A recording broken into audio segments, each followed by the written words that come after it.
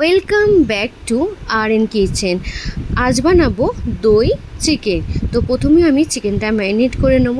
তো চিকেনের মধ্যে আমি 1 চামচ আদা রসুন বাটা আর 2 চামচ কাঁচা লঙ্কা বাটা, হাফ চামচের একটু বেশি গোলমরিচের গুঁড়ো, সামান্য হলুদ, আপনারা যদি চান হলুদ দেবেন, নাহলেও না দিতে পারেন, আর 1 চামচের বেশি লাল লঙ্কার গুঁড়ো আর কি, আর 4-5 চামচের মতো টক দই। চিকেনের পরিমাণ অনুযায়ী কিন্তু আপনাদেরকে দইটা ব্যবহার করতে হবে। চিকেনের পরিমাণ যদি বেশি থাকে তাহলে দইয়ের পরিমাণটাও কিন্তু বাড়বে। এরপর ভালো করে চিকেনটা ম্যারিনেট করে 1 ঘন্টা মতো রেখে দেব।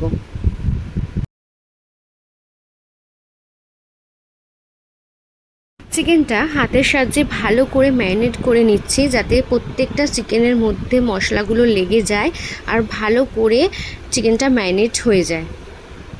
চিকেনটা ম্যারিনেট হয়ে গেছে, আমি 1 ঘন্টার মতো রেখে দিয়েছিলাম। এরপর আমি কড়াইতে সাদা তেল গরম করতে দিলাম, আপনারা সর্ষের তেলও ব্যবহার করতে পারেন। এরপর গোটা গরম মশলা আর 2টো শুকনো লঙ্কা ফোড়ন দিলাম, আপনারা কাঁচা লঙ্কাও ফোড়ন দিতে পারেন। হালকা নাড়াচাড়া করে নিলাম।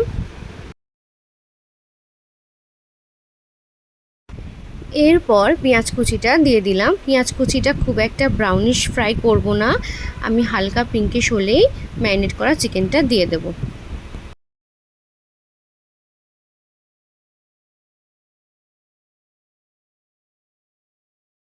পেঁয়াজটা ফ্রাই হয়ে গেছে, এরপর আমি ম্যারিনেট করা চিকেনটা দিয়ে দিলাম। এবার চিকেনটা ভালো করে কষাতে হবে যতক্ষণ না তেল বেরায় বা মশলার কাঁচা গন্ধটা দূর হয়। সেটা তো প্রত্যেকটা কষানোর একই নিয়ম, আমাকে নতুন করে আর বলার কিছু নেই। কিন্তু এখানে যেহেতু ঝাল আর টকের ব্যাপারটা রয়েছে, তাই জন্য পরিমাণ মতো নুন দিয়ে দিলাম, তাতে কিন্তু সামান্য চিনিও দিতে হবে, তাহলে সব কিছুর ব্যালেন্সটা একদম ঠিকঠাক রাখবে এই চিনি। কেননা যথেষ্ট পরিমাণে ঝাল রয়েছে, যেহেতু লঙ্কা বাটা, কাঁচা লঙ্কা বাটা, গোলমরিচের গুঁড়ো, লাল লঙ্কার গুঁড়ো সবটাই কিন্তু ঝাল। তো সেই জন্য যারা ঝাল কম খান, এগুলো পরিমাণ কিন্তু একটু কমিয়ে দেবেন।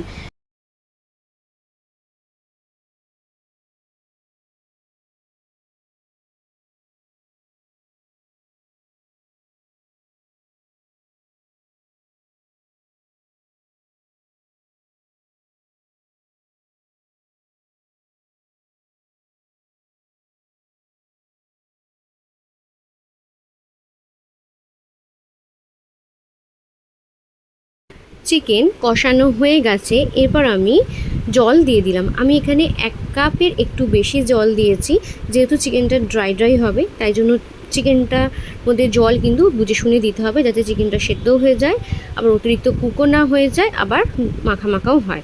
তো যাই হোক, জল দিয়ে দিয়েছি। এবার চিকেনটা মিক্স করে আমি 10-15 মিনিট মতো চাপা দিয়ে দিলাম। চিকেনটা সেদ্ধ হয়ে গেলে তারপরে আবার আপনাদের দেখাচ্ছি। চিকেন সেদ্ধ হয়ে গেছে, গ্রেভিটা অনেকটাই শুকিয়ে গেছে, গ্রেভি থেকে তেল ছেড়ে দিয়েছে। যারা হালকা গ্রেভি চান আর কি, তারা এই অবস্থাতেই দই চিকেনটা নামিয়ে নিতে পারেন। আর যারা আরেকটু ড্রাই চান, তারা সম্পূর্ণ তেল বেরানোর পর একদম ড্রাই হলে নামিয়ে নেবেন। তো ওপর থেকে এবার একটু গরম মশলা ছড়িয়ে দিলাম, দিয়ে একটু মিক্স করে নিলাম। আমার তো দই চিকেন রেডি। খুব সহজেই, খুব সিম্পল এই রেসিপিটা, আপনারা বাড়িতে অতি অবশ্যই ট্রাই করে আমাকে জানান কমেন্ট বক্সে কেমন লাগলো এই রেসিপিটা। ভালো লাগলে একটা like, comment, share and subscribe করে দিও আমার চ্যানেলটি। পাশে থাকা বেল আইকনটি প্রেস করে দিও সমস্ত রকমের আপডেট ও নোটিফিকেশন পাওয়ার জন্য। আজ শুভ চতুর্থী, তো সকলকেই জানাই শারদীয়ার প্রীতি ও শুভেচ্ছা। আপনাদের জন্য আমার অনেক অনেক অনেক ভালোবাসা, বড়দের প্রণাম, ছোটদের ভালোবাসা।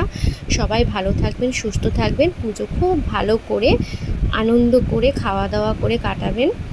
আর সকলে সুস্থ থাকবেন, ভালো থাকবেন, পুজোর আনন্দে মেতে উঠবেন, পুজোটা খুব ভালো করে আনন্দ করে উপভোগ করবেন। নমস্কার।